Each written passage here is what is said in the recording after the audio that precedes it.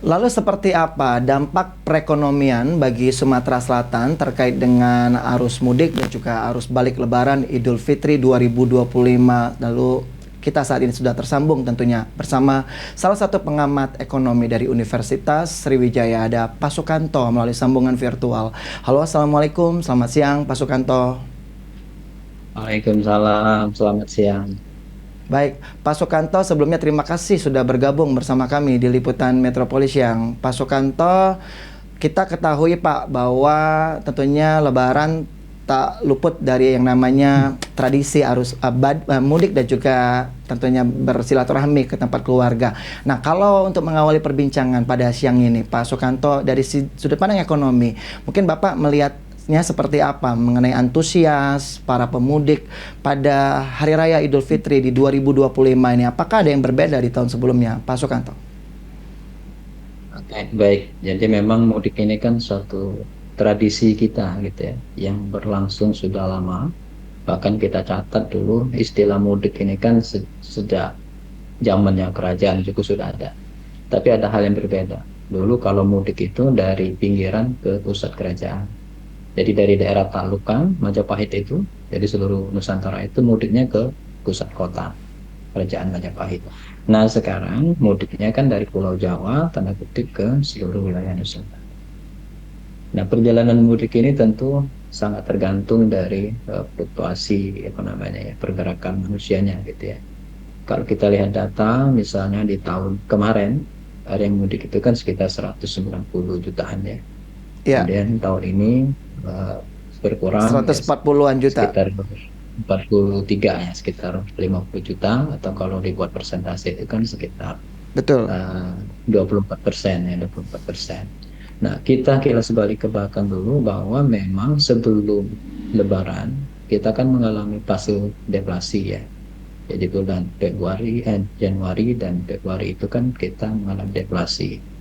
Nah, secara ekonomi sebenarnya ini adalah tanda-tanda kelesuan dari daya beli masyarakat, itu yang pertama. Dan yang kedua, memang kalau kita telisik lagi gitu ya, penyebab deflasi sebagian besar kan disebabkan oleh penurunan tarif listrik yang didiskon 50% itu. Oke. Okay. Kejadian ini berujung ke sekarang. Jadi penurunan itu bukan serta-merta karena keengganan orang untuk mudik saja, tetapi cenderung ditentukan oleh berapa besar mereka menghitungkan ya, tanda kutip, biaya untuk mudik itu. Itu yang Baik, pertama. baik. Yang kedua, mudik ini kan kita paham memiliki butterfly effect, ya, di efek kupu-kupu gitu ya. Jadi kepakan saya kupu-kupu itu walaupun kecil, tapi kalau dia rame-rame kan memberikan efek yang besar juga terhadap luar wilayah. Nah, ini mudik juga sama, karena jumlahnya besar, rata-rata orang membawa uang kemudian belanja ke daerah.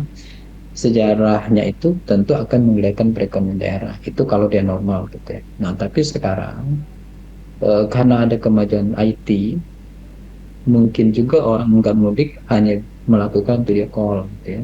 Iya, itu yang saya Nah, ini maksud. juga harus kita perhitungkan. Ya, betul. Betul. Jadi Pak bukan Sukanto. hanya penurunan. Iya, betul. Ya, oke. Saya potong dulu, Pak. Mungkin ditahan dulu sampai di sana. Saya udah ingin menyinggung, apakah jangan-jangan turunnya pemudik ini bukan dikarenakan tadi Bapak bilang ya, ada mungkin ya kita bukannya ini ya, suudzon begitu. Bisa jadi mungkin ada banyak dampak faktor lain. Seperti misalkan Pak, Ya, tadi Bapak betul. sudah menyinggung mengenai kecanggihan teknologi begitu. Secara virtual aja udah cukup bisa bersilaturahmi. Nah, tapi ada juga Pak, mengingat bahwa sering banget libur begitu Pak. Jangan-jangan baru saja pulang liburan di awal Ya, tahun dan di akhir tahun gitu. Nanti bakal libur lagi ya, nih sekolah, nanti kuliah begitu kan, apalagi mahasiswa. Kadang nanggung balik dan nanti aja. Apakah bisa seperti itu, ya. Pak Sukanto? Ya, betul. Jadi banyak faktor yang bisa menyebabkan penurunan yang cukup drastis tadi ya. Karena selain COVID kemarin, memang penurunan kali ini cukup besar ya, sampai 50 juta orang. Nah, jadi memang ada beberapa event yang berdekatan ya. Tahun baru kita sudah libur gitu ya. Kemudian Ya. ada Natal juga kita libur. Nah, kemungkinan juga akan berdampak tadi yang seperti dikatakan oleh Mas tadi gitu ya. Terlalu dekat jaraknya itu. Itu yang faktor berikutnya. Tapi yang tidak kalah penting, walaupun mungkin datanya relatif sumir ya, belum ada data pasti, Mm-mm. penggunaan IT juga sangat berpengaruh. Jadi Ya. kalau saya daripada macet di jalan ya lebih baik video call lah dengan keluarga saya, kemudian ya tanpa mengurangi rasa sakralnya tanda kutip itu ya. Jadi banyak faktor sebenarnya yang bisa menyebabkan penurunan angka yang drastis itu.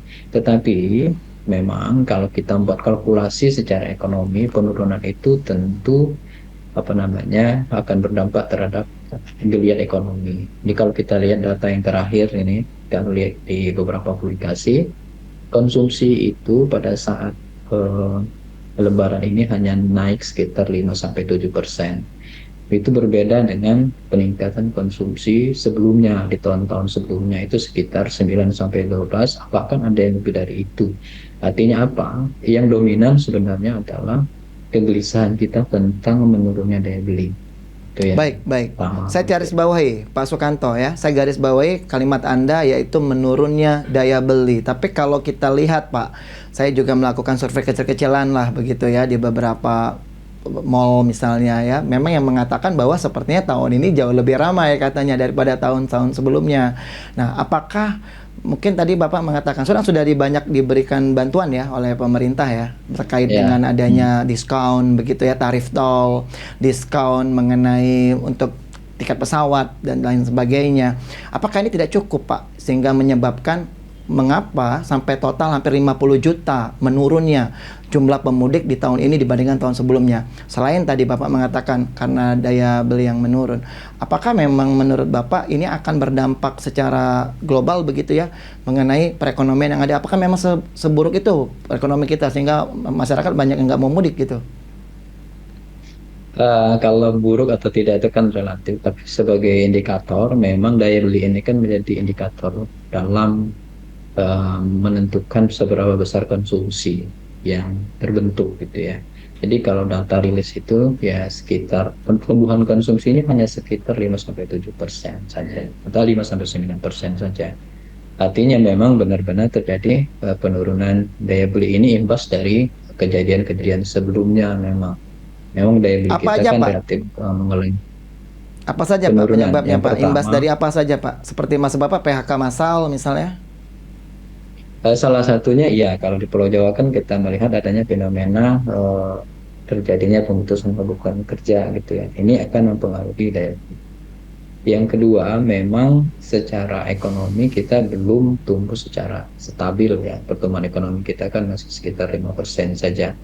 Dan strukturnya ini memang masih kalau Sumsel yang mengandalkan pertumbuhan dari komoditas andalan kita, terutama batu bara, kemudian Hmm. kelapa sawit dan karet kan baru-baru ini yang mengalami peningkatan harga.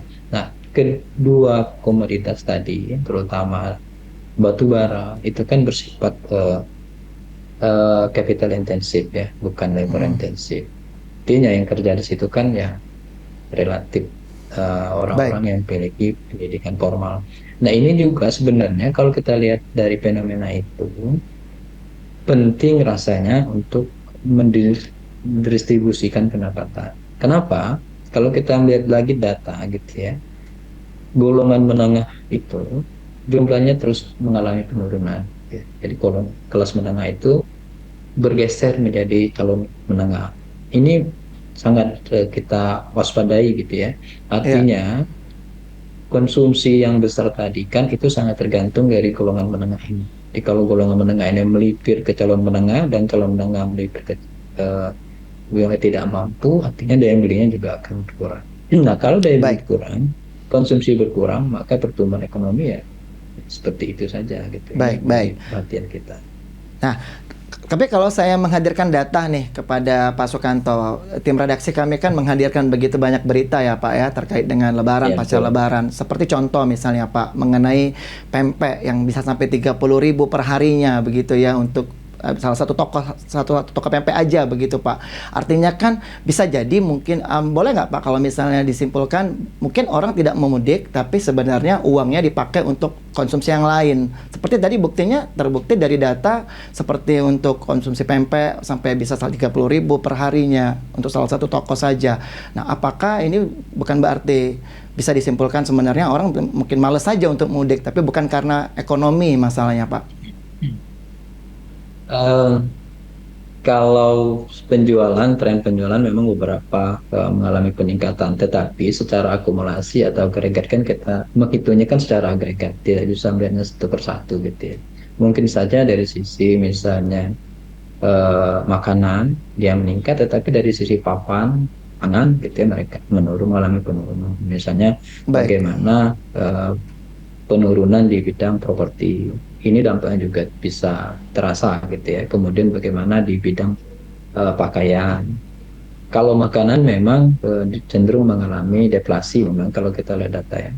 Penurunan ya, harganya kemudian sehingga konsumen mampu membeli itu. Tetapi yang kita bicarakan adalah hal yang agregasi dari konsumsi itu. Nah, secara total itu mau cenderung mengalami penurunan.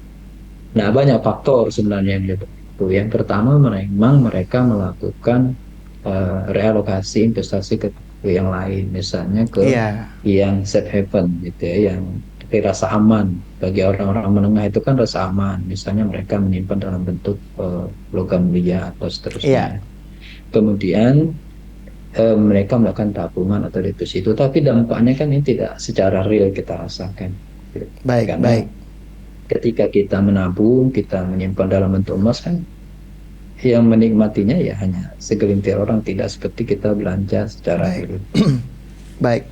Baik, Pak Sukanto, saya ingin Bapak bisa mengomentari, Pak, ya kan dari pemerintah Presiden kita tentunya yang saat ini Presiden Prabowo Subianto ini kali pertama ya di momen Lebaran dia sebagai presiden begitu dia sudah berusaha ya untuk menciptakan kenyamanan dan keamanan di momen Lebaran ini. Salah satunya juga memberikan kebijakan untuk memastikan bahwa para sopir atau driver ojek online begitu ya Pak ya, dan juga kurir ini mendapatkan THR tadi kan, Ya, juga sudah disiapkan dari betul. awal tahun dari pemerintahan dia juga melakukan program MBG gitu, makan bergizi gratis, sehingga sudah banyak dibantu begitu sebenarnya dan memastikan semua perusahaan memberikan THR kepada karyawannya. Nah, untuk mengenai dampak ekonomi pasca Lebaran, apakah yang dilakukan oleh Presiden Prabowo Subianto bersama kabinetnya begitu, apakah sudah cukup Pak untuk memastikan bahwa pasca Lebaran ini keadaan ekonomi di Indonesia akan baik-baik saja dan stabil? Oke, jadi memang pemerintah mengetahui atau memantau gitu ya bahwa daya beli kita ini cenderung menurun. Nah, tugasnya adalah bagaimana caranya memastikan daya beli itu tertahan atau bertahan. Caranya tadi gitu ya, dengan melakukan subsidi terhadap harga, melakukan misalnya padat karya atau memberikan THR. Itu sebenarnya tujuannya kan untuk mempertahankan daya beli masyarakat agar tidak terpuruk. Karena kita paham bahwa konsumsi itu proporsinya terhadap pertumbuhan ekonomi itu cukup tinggi, sekitar 60%. Jadi kalau sampai daya beli itu benar-benar merosot, maka dipastikan pertumbuhan ekonomi itu juga akan tergerus. Maka yang salah satu cara yang cepat yang bisa dilakukan pemerintah adalah dengan memberikan skim-skim bantuan tadi. Kalau dulu ada namanya JPS ya, jadi sosial, agar Iya, jangan sampai masyarakat tadi benar-benar terjerumus pendapatannya itu terlalu jauh gitu ya, karena akan mempengaruhi pada daya beli. Saya kira untuk ke depan ya ini kita berbicara tentang efek yang lain seperti kebijakan dari luar negeri ya. Kebijakan pemerintah ini sebenarnya untuk mempertahankan bagaimana masyarakat jangan sampai iya. Nah, karena Nah, menciptakan lapangan kerja kan sulit gitu ya saat ini. baik. Tapi artinya kembali ke pertanyaan saya tadi Pak, dengan adanya jaringan pengaman sosial JPM, JPS tadi yang Bapak katakan ya sudah diberikan oleh Hmm. pemerintah kepada masyarakatnya, dan juga sekarang ada kita dapat hadiah kado gitu ya dari Presiden Trump gitu ya, ada kebijakan Amerika Serikat mengenai kenaikan tarif. Nah, menurut Bapak seperti apa prediksi ekonomi di Indonesia khususnya Sumatera Selatan pasca Lebaran ini? Apakah sekali lagi apakah akan baik-baik saja Pak? Dalam jangka pendek saya kira respon kita kan cukup baik ya terhadap gejolak eksternal yang terjadi. Jadi kita pastikan memang karena kita ini kan tergantung dari komoditi sebenarnya. Pertumbuhan ekonomi Sumsel itu kan tergantung dari komoditi unggulan yang saya sebutkan di awal tadi. Pertama ada kelapa sawit, ada batu bara, ada kopi. Jadi selagi komoditas ini aman, ya relatif gitu ya, Sumsel itu bisa berselimut lah tanda kutip. Tetapi ketika komoditas-komoditas ini goyang, karena ini kan akan relate sekali dengan namanya kurs gitu ya. Jadi kurs yang saat ini terperosok juga itu Baik, akan berpengaruh terhadap kinerja perdagangan kita. Jadi baik, dalam jangka pendek bisa dipastikan kita masih relatif aman. Tapi kita lihat misalnya bulan depan respon kita seperti apa. Karena ketika uh, produk-produk kita ekspor dengan menggunakan tarif yang tinggi itu, ya, kemudian kita ekspor dengan kurs yang melemah, gitu. Kalau kurs yang melemah sebenarnya kita sebagai eksportir kita oke, karena harga barang kita kan menjadi murah di luar negeri. baik. Tetapi ada catatan juga gitu ya, dengan terganggunya negara tujuan, kan tujuan kita itu ada tiga yang besar. Pertama adalah Tiongkok, kemudian India, dan yang ketiga adalah Korea Selatan, A- baru Amerika. Nah, Amerika, baik. selagi Tiongkok, Korea Selatan, dan India ini baik-baik saja, ya Insya Allah kita juga akan Sumsel baik-baik khususnya, saja. ya Baik, kita akan relatif baik baik. Pak karena kinerja Sukanto, ekspor kita kan relatif. mohon maaf Pak, durasi kita terbatas. Terakhir saya minta Bapak bisa memberikan saran begitu ya kepada pemerintah, apa yang harus dilakukan begitu agar memastikan ya bahwa ekonomi kita bahkan baik-baik saja, dan untuk masyarakat juga apa yang harus dipersiapkan agar untuk memastikan bahwa keadaan ekonominya juga tetap stabil. Silakan Pak Sukanto. Ya baik, jadi memang ekonomi kita ke depan relatif penuh dengan ketidakpastian ya, terutama sektor-sektor yang kita andalkan itu, terutamanya komoditas kopi, sawit, kemudian batu bara. Jadi tiga ini perlu kita jaga, kita hold dengan baik agar bisa tetap memberikan kontribusi terhadap perekonomian Sumatera Selatan khususnya dan Indonesia pada umumnya. Dan yang tidak kalah penting adalah tetap menjaga eh, konsumsi masyarakat jangan sampai terperosok lebih dalam, artinya subsidi tetap dibutuhkan baik terhadap barang maupun terhadap apa namanya penghasilan. Kalau itu kan sekarang dulu kita punya uang tunai gitu ya. Dan yang berikutnya bagi masyarakat tidak terlalu panik ya, karena memang gejolak seperti ini hal yang biasa terjadi di mana. Jadi selagi kita tidak panik, kebijakan yang diambil tentu akan relatif lebih mudah dilakukan oleh pemerintah. Baik, terima kasih Pak Sukanto, pengamat ekonomi dari Universitas Sriwijaya, sudah berbagi ya pendapatnya, termasuk memberikan kita Oke. edukasi begitu ya, mengenai memastikan bahwa keadaan perekonomian akan baik-baik saja. Terima kasih, semoga sehat selalu Pak Sukanto.